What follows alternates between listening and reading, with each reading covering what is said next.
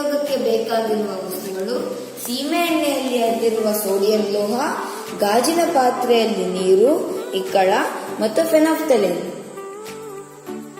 ಈಗ ನಾನು ಸೋಡಿಯಂ ಲೋಹದ ಚಿಕ್ಕ ಚೂರನ್ನು ಕತ್ತರಿಸಿ ಸೀಮೆ ಎಣ್ಣೆಯಲ್ಲಿ ಇರಿಸಿದ್ದೇನೆ. ಈಗ ಇಕ್ಕಳದಿಂದ ಈ ಒಂದು ಚಿಕ್ಕ ಚೂರನ್ನು ತೆಗೆದುಕೊಂಡು ನೀರಿಗೆ ಹಾಕುತ್ತೇನೆ. ಆಮೇಲೆ ಏನಾಗತ್ತೆ ನೋಡೋಣ.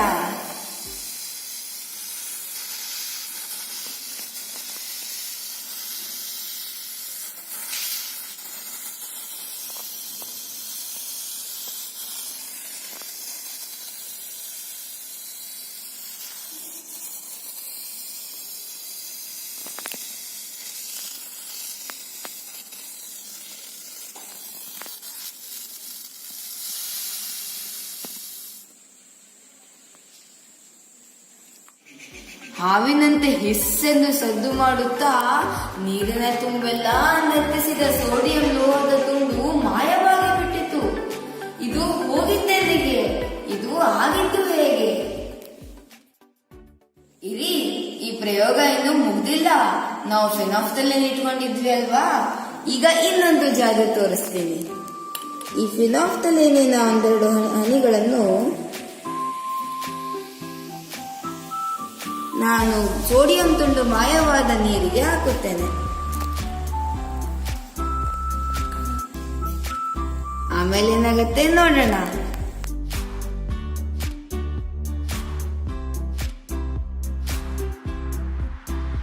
ನಿಮಗೆಲ್ಲ ಕಾಣಿಸ್ತಾ ಇದೆಯಾ?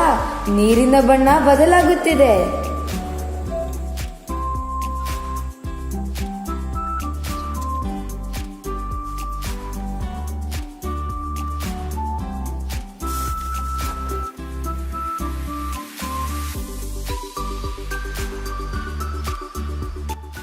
ಸೋಡಿಯಂ ನೀರಿನೊಂದಿಗೆ ಪ್ರತಿಕ್ರಿಯಿಸಿದಾಗ ಅದರಲ್ಲಿನ ಹೈಡ್ರಾಕ್ಸೈಡ್ ಮತ್ತು ಹೈಡ್ರೋಜನ್ ಬಿಡುಗಡೆ ಆಗುತ್ತದೆ.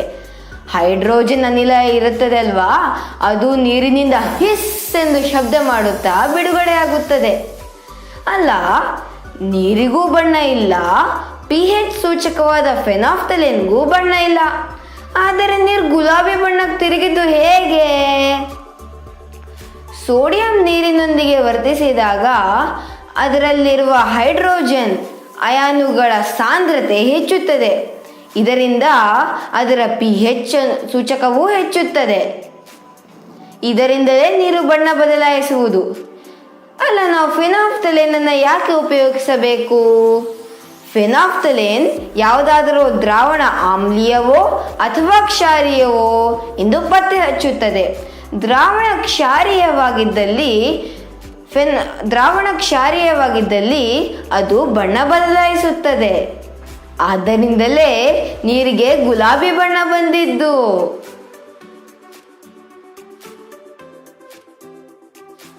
ಈ ಪ್ರಯೋಗಕ್ಕೆ ತಣ್ಣಗಿನ ನೀರಿನ ಬದಲು ಬೆಚ್ಚಗಿನ ನೀರನ್ನು ಬಳಸಿದರೆ ಏನಾಗಬಹುದು? ನಾವು ಚಿಕ್ಕ ಸೋಡಿಯಂ ಚೂರನ್ನು ಬಳಸಿದ್ವಿ ಅಲ್ವಾ, ಅದರ ಬದಲು ದೊಡ್ಡ ಸೋಡಿಯಂ ಚೂರನ್ನು ಬಳಸಿದರೆ ಏನಾಗಬಹುದು? ಈ ಸೋಡಿಯಂ ಉಪಯೋಗಿಸಿದರೆ ಅದರ ಬದಲು ಪೊಟ್ಯಾಸಿಯಂ ಅಥವಾ ಲಿಥಿಯಂ ಅನ್ನು ಬಳಸಿದರೆ ಏನಾಗಬಹುದು? ಈ ಪ್ರಯೋಗಗಳು ಸ್ವಲ್ಪ ಅಪಾಯಕಾರಿಯಾಗಿದ್ದರಿಂದ ಯೂಟ್ಯೂಬಲ್ಲಿ ಇದರ ಬಗ್ಗೆ ಸುಮಾರು ವಿಡಿಯೋಗಳು ಸಿಗುತ್ತವೆ. ಇದನ್ನು ನೀವು ವೀಕ್ಷಿಸಿ ತಿಳಿದುಕೊಳ್ಳಬಹುದು. ಧನ್ಯವಾದಗಳು.